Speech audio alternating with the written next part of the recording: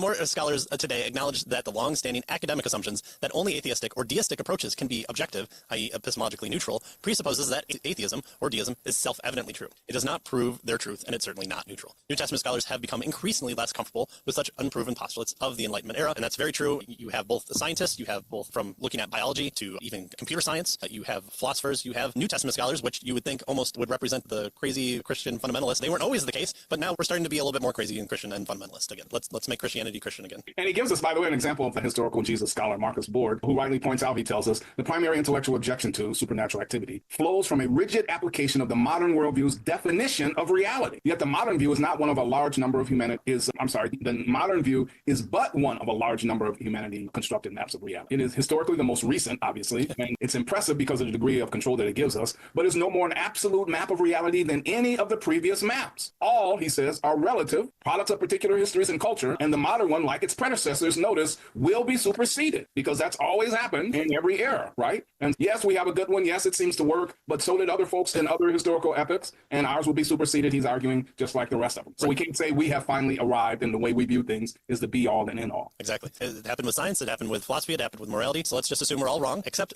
what seems weird is once you apply Christian principles to life in ways that the Christian worldview operates, it seems like you have things like the perpetuation of children to supplant their parents at an increasing rate. You have a more moral system, you have a more giving system, you're less likely to have things like slavery and various other societal ills, and it's not always perfect, but it does seem pretty interesting that the one thing to come 2,000 years ago that said if you apply this type of system with this belief structure, you actually get positive benefits from it that correspond to flourishing in reality. That seems to be happening, and it's only now that we're almost forced to recognize ourselves as having that truth as well. Let the modern worldview turn us under, and let's embrace the cross. And every review of reality in every historical era thought their view was correct. On pain of illogic, if you're living 2,000 years ago, the Earth had to be the center of our solar system. Just look up in the sky. The sun is going 99% of scientists believe it. 99% of them. So it has to be the case. You'd have to be crazy not to believe that. Guess what? We don't believe that. For a modern audience, yes. And so it was superseded by a different view. Now, again, we're not saying that there were things that were not right in that view, and we're not saying that there are things that are not right in our modern view. The point he's trying to make is, we don't make our view it, period, and assume all of our presuppositions have to be correct because we're in the modern view.